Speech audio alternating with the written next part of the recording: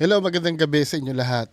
So, bago tayo mag-shoutout, no, dun muna tayo sa mga PM sa page natin. Unahin natin itong kay si Ma'am Love na Faith Golden Road. May pinapasa siya sa akin. Yung spirit box session daw ni Pepsi Paloma. Feeling ko kay kay kilala niyo yung Gold Rush Paranormal. Kay Gold Rush Paranormal na ano ko na to nagawan ko na to ng debunk eh.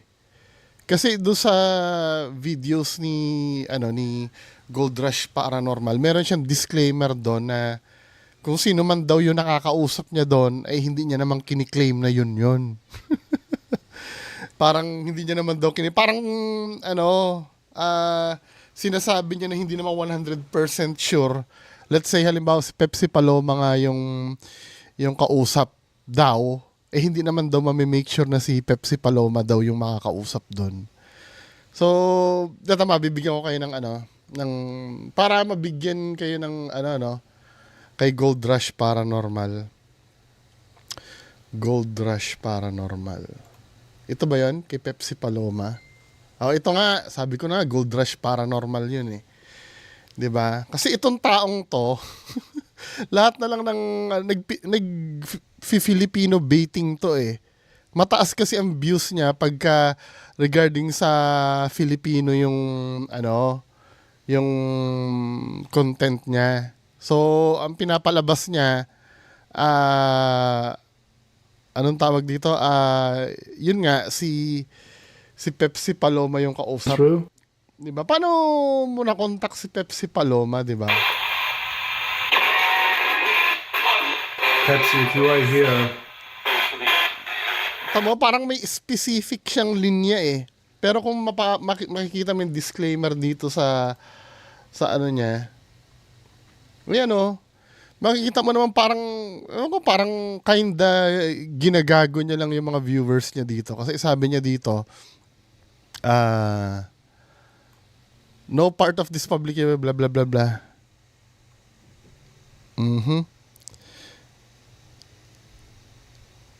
Wait lang ha.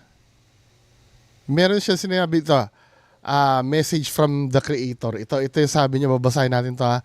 I use the ITC or instrumental transcommunication to communicate with what I believe are spirits. Sa paniniwala niya daw. So safe na agad siya doon. So pag may nag-debunk sa kanya, sasabihin niya, paniniwala ko naman yun eh, di ba? I have been doing this for many years and yes, all spirit communications attempts are 100% real. Yung attempt niya daw, totoo yun. Yung attempt. And are done with utmost respect, love, and compassion for the spirits that I'm speaking to and their families. It is important to note, as I mentioned in many of my videos, that I can never confirm with 100% certainty who I'm actually speaking to. Tama, hindi niya naman mako-confirm kung sino daw yun eh. Pero kung ikaw ay mababasa at mababasa mo tong, minsan kasi ang brain natin nakawire yan na basahin lang yung gusto na pag mabilisan nating binabasa. 'Di ba? Pag nabasa mo tong 100% real na to, hindi sabi niya 100% real daw. Pero kung iintindihin mo, yung attempts niya, 100% real yun. Yung ano niya, yung pagkagusto niya na makakontak. 'Di ba? Kahit sino naman pwede mag-claim ng ganun eh. 'Di ba? Kaya nga lang yung result nun, sabi niya dito, I can never confirm with 100% certainty who I'm actually speaking to. It may or may not be spirit that I am attempting to contact mo. 'Di ba? So wala pa rin kasiguraduhan 'yun. Also, it's very important to note, as I state in many of my videos, that there are maybe times what I believe sa paniniwala ako, sabi niya, to be other spirits coming through my sessions. So please do not assume that it's only the main spirit I am attempting to contact in the title or thumbnail, or that he or she even came through in reality as I have no way, wala siyang way para confirming other than my belief. Wala siyang way para ma-confirm daw maliban sa kanyang paniniwala. 'Di ba? Ang kakapitan mo lang dito yung paniniwala niya lang. 'Di ba? Spirit communications is very real and has been documented. Masyadong deceptive tong ano niya eh. Itong ginagawa niya dito eh. Parang pa-safe na hindi ko maintindihan na, o sige, matapos mo kami papaniwalain na si Pepsi Paloma yan, biglang pag may nag-scrutinize, hindi ko naman mabiverify kung sino yun eh. Hindi naman sure talaga na siya yun. Eh ano pang anong ano nito, men? Anong tatarantaduhan nito? 'Di ba? Ano pa yung ginaganyan-ganyan mo kung hindi na naman pala reliable 'yan? 'Di ba? 'Di ba uri ng panloloko pa rin 'yan, men? Kung hindi mo naman pala, wala lang 'yan. Ay pwede pa lang kahit sino lang palang kausap, tapos lalagyan mo ng ng pangalan ni Pepsi Paloma.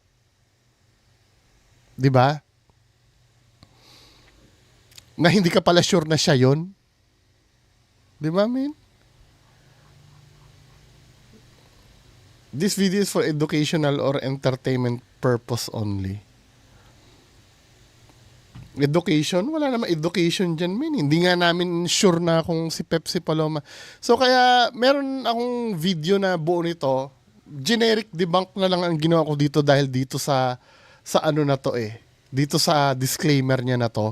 Na hindi naman talaga sure siya na yun ang kinakausap. Ang pinagtataka ko dito kay Gold Rush Paranormal, hindi naman pala sa sure, pero pangalan siya ng pangalan ng kung sino yung kausap niya. Tapos may sinasabi pa siya dito na utmost respect daw, and done with utmost respect, love and compassion for the spirits that I'm speaking to and their families. Anong karespe-respeto dyan, men? Napagpanggapin mo na yung kausap mo si Pepsi Paloma, di ba? Katarantaduhan yan eh. Anyway, so, sino bang nito? Si Ma'am Love na Faith Golden Road. Salamat po. Next, ito naman kay Sir Ben Hatol. Ito video na to. Sinindi Sir Ben Hatol. Shoutout Sir Ben Hatol. Actually, may debunk na siya dito eh. Kukonfirm ko na lang yung debunk ni Sir.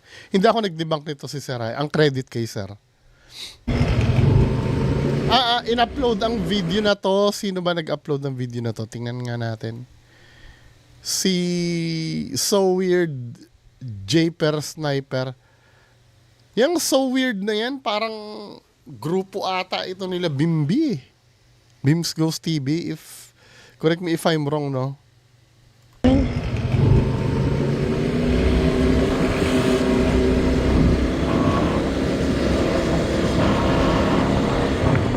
Dito eh. Hindi niya kita sa baba.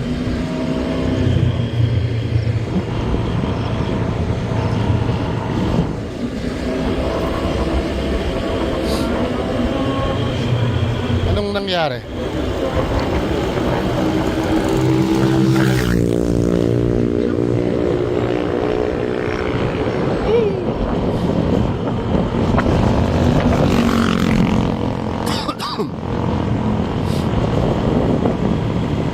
Picture mo dali. Medyo na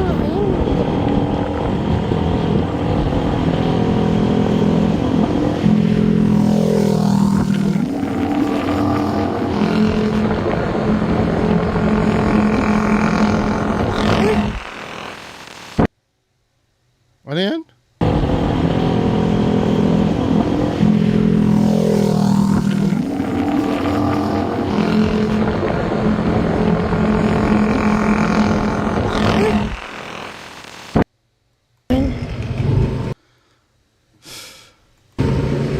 Ano yung nagpakita doon?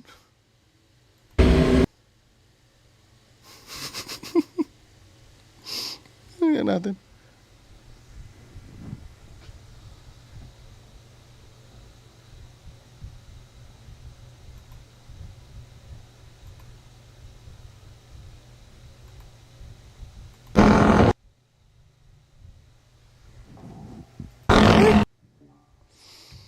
Wala eh. For me, wala to, men.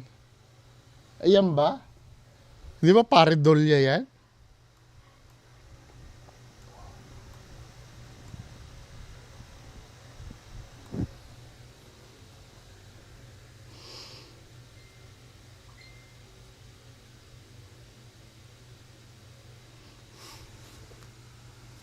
Wala ito. Unang-una pa lang, I don't know, no? Bahala kayo. Hindi, ito ha. Kung maniniwala kayo dyan, bahala kayo. Pero dito sa setup pa lang ng video nila from the very beginning, kaduda-duda na to eh. At kung meron man, napapansin nyo kasi dito, foggy na itong salamin na to.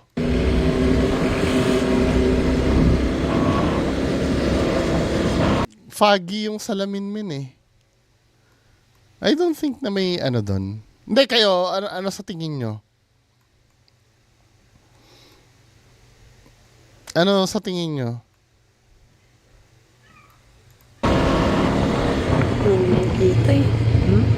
Hindi niya kita sa baba.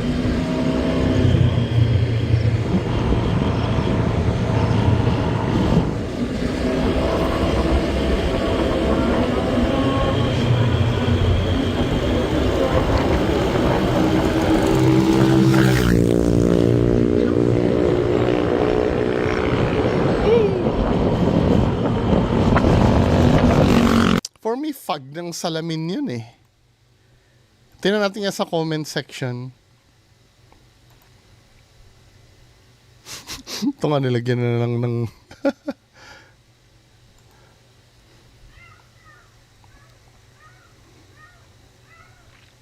Tingnan natin. All comments.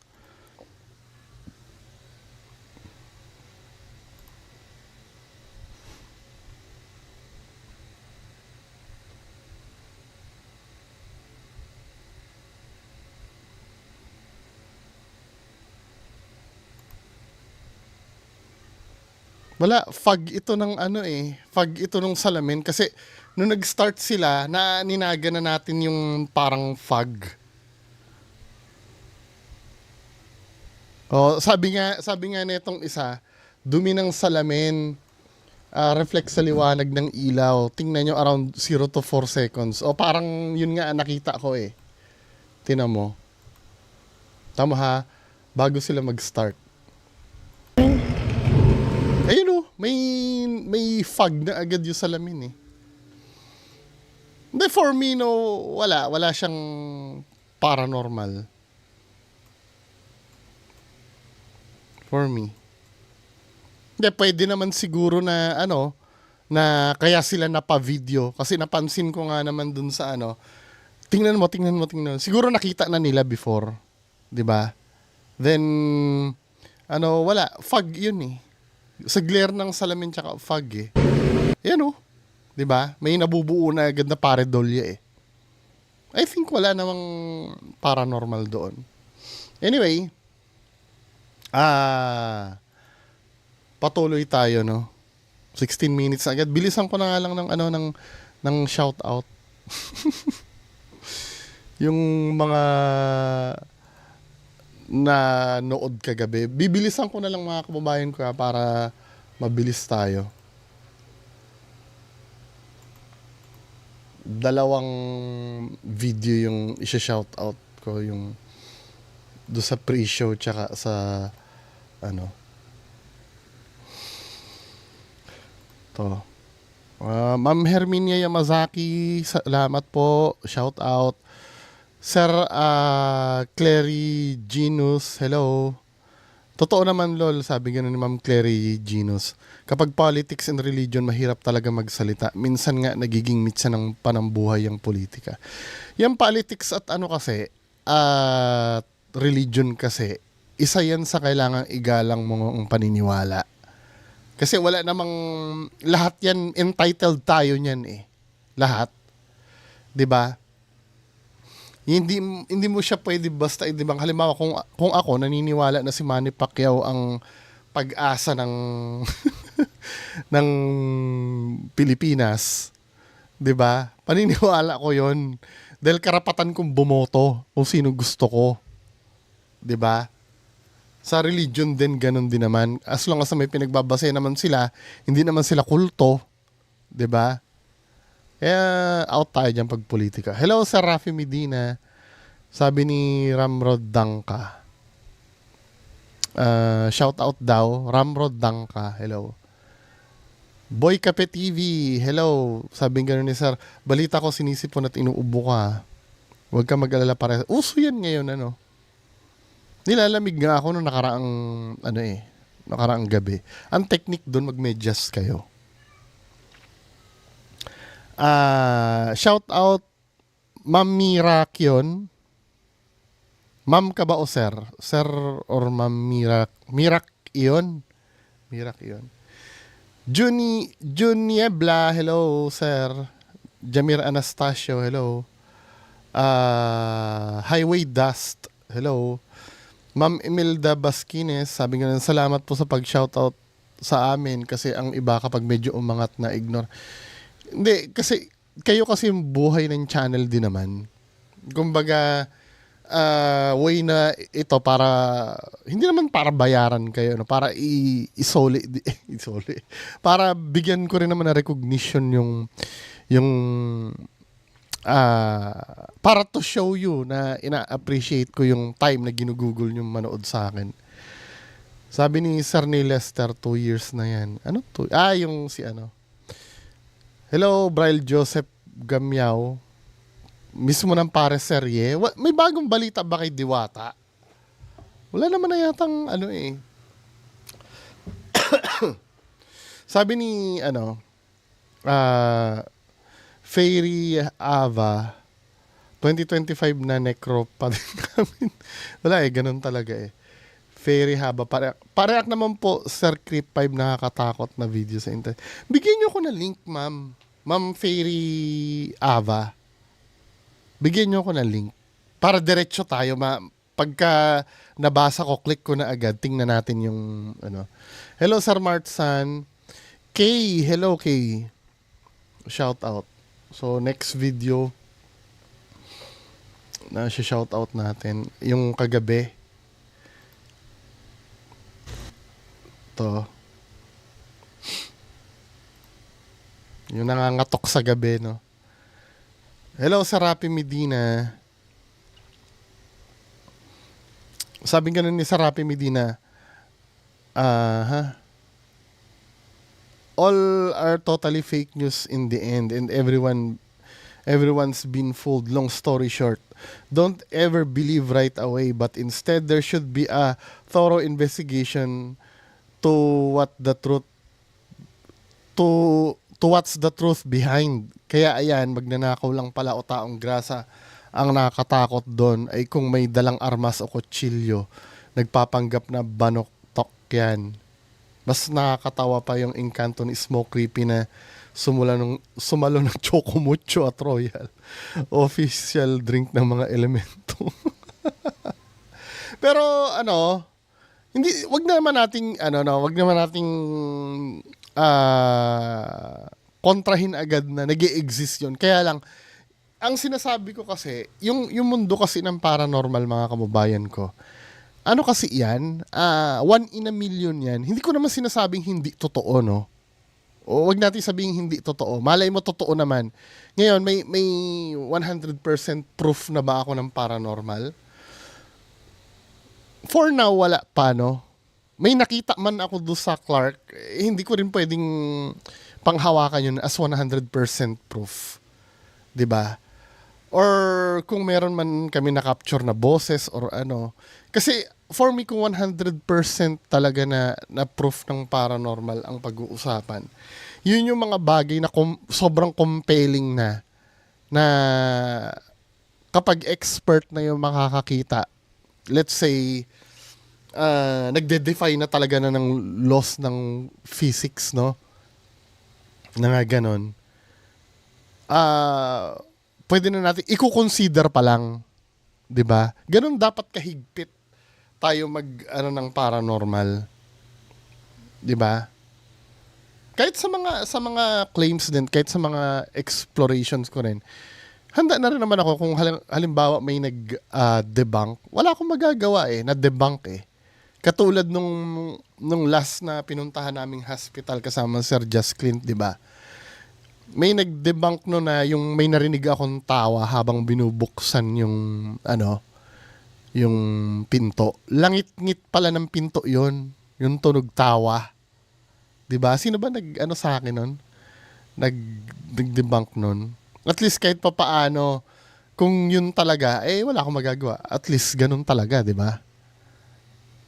Kaya ang maganda every time na kasi na nag-e-explore at may evidence na nakukuha, hayaan natin yung audience na sabi. Kasi magtutulungan tayo kung ano ba talaga yung narinig o hindi Hello, Cholo Rocales. Hello. Sorry na, nahirapan ako magbasa ng name. Hello, Sir Tanglao. Sabi ni Sir Tanglao, 2 beses ako nag-sleep paralysis. Pakita ko sa inyo yung message para makita nyo.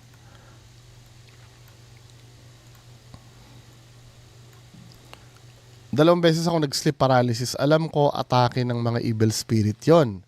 College ako nung first time, nagising ako at may yumuyugyug ng kama ko.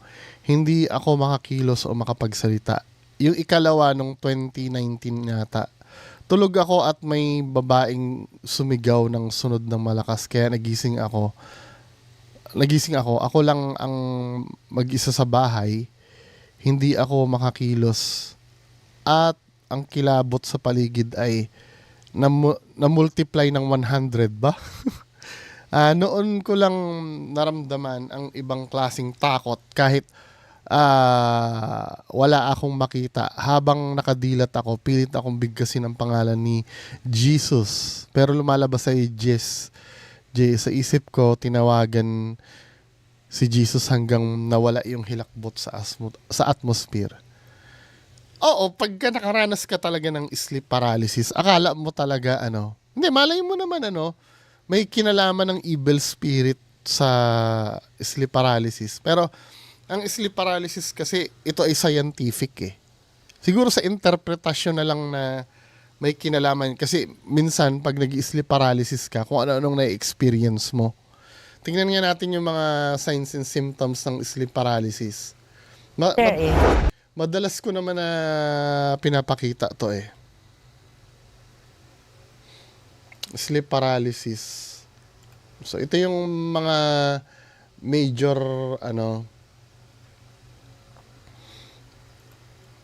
major signs and symptoms, di ba? Intruder hallucinations. Ano ba yung intruder hallucinations na yan?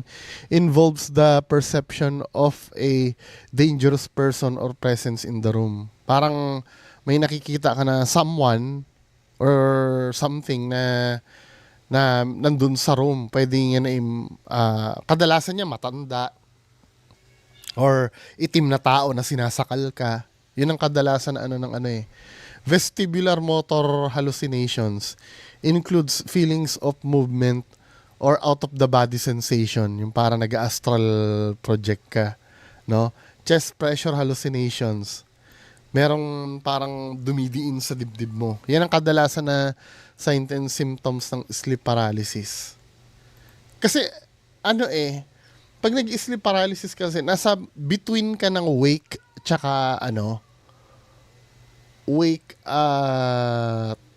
ang tawag dito?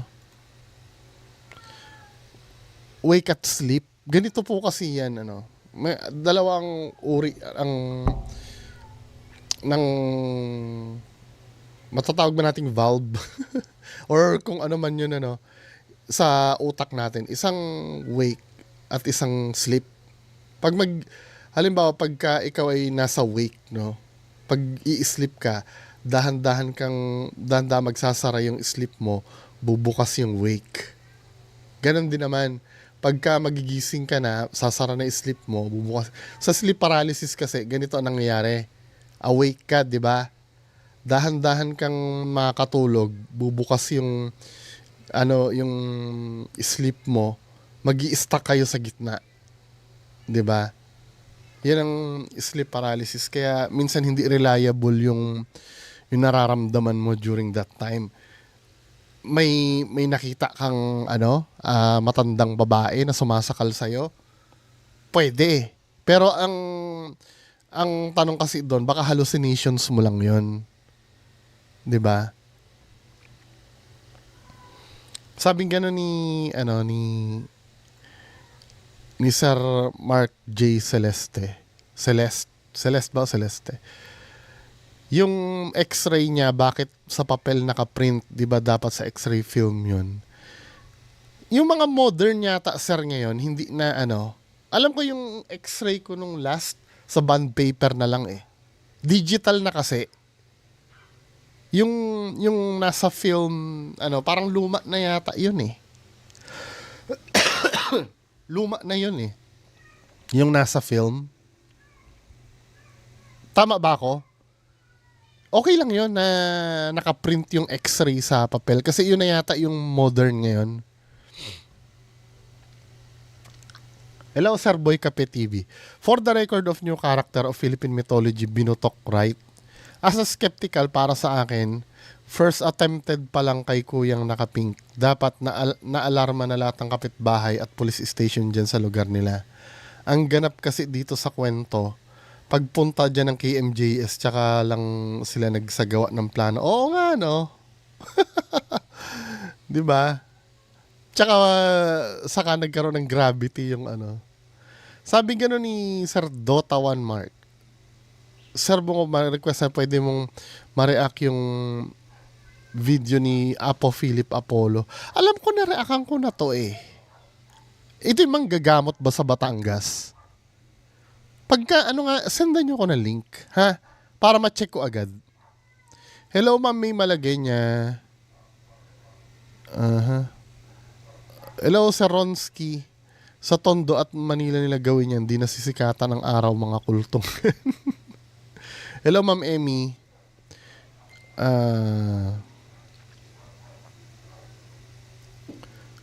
Yung mga katok-katok na yan, pag dito sa Tondo yan at humingi ng saklolo ang nasa bahay, may kalalagyan sila.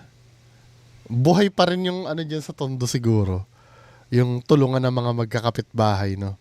Yung sleep paralysis na sinasabi mo, Sir Bungo, madalas ko naranasan nung bagets pa ako. Naririnig ko mga tao sa paligid ko, nakikita ko at naririnig ko sila, pero hindi ako makagalaw. Kaya ang ginagawa ko, nagdadasal ako. Then pag nakanti or napadikit isa sa pinsan or ate ko katawan ko, bigla ako nagigising. Yung tulog ka pero naririnig mo sila na nagkikwentuhan.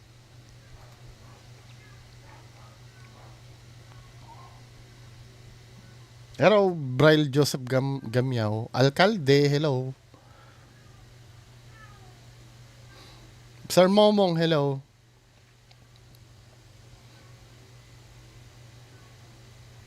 Hello, Sir Martsan. Fairy Ava.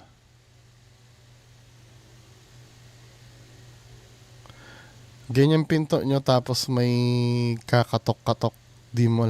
Kung may dala-dala silang itak, ba't nung pinasok kayo, hindi na lang kayo tinaga agad? Ba't nakipagbugbugan pa or nakipagsakalan pa sa inyo? Hindi na, isa rin sa misteryo yun, di ba? Kung ang layunin nun, katokin kayo, syempre mahina pa kayo nun, hindi pa kayo, sabi nyo, di ba? According sa kwento nyo, hindi pa kayo masyado makagalaw nun. Ba't hindi na lang kayo minasaker nun, di ba?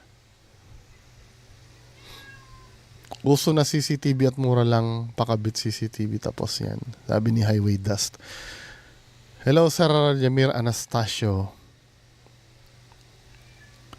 Wilbert Mirales, hello. Sabi ni Sir Niles, may kulto pala sa Pilipinas. Kala ko kulto lang na 18. Hello, Ma'am Rose Valenzona. Tama ba ako? Tingnan natin. No, Valenzona. Hello, Ma'am Imelda Basquines. Hello. Hello, Nanay Riza. Kamusta na? Romel Arellano. Hello po. Juniebla. Hello. So, mamayang alas 10 yung ating main content. Medyo maganda-ganda pag-uusapan natin mamaya. Magandang gabi po sa lahat. Bye-bye.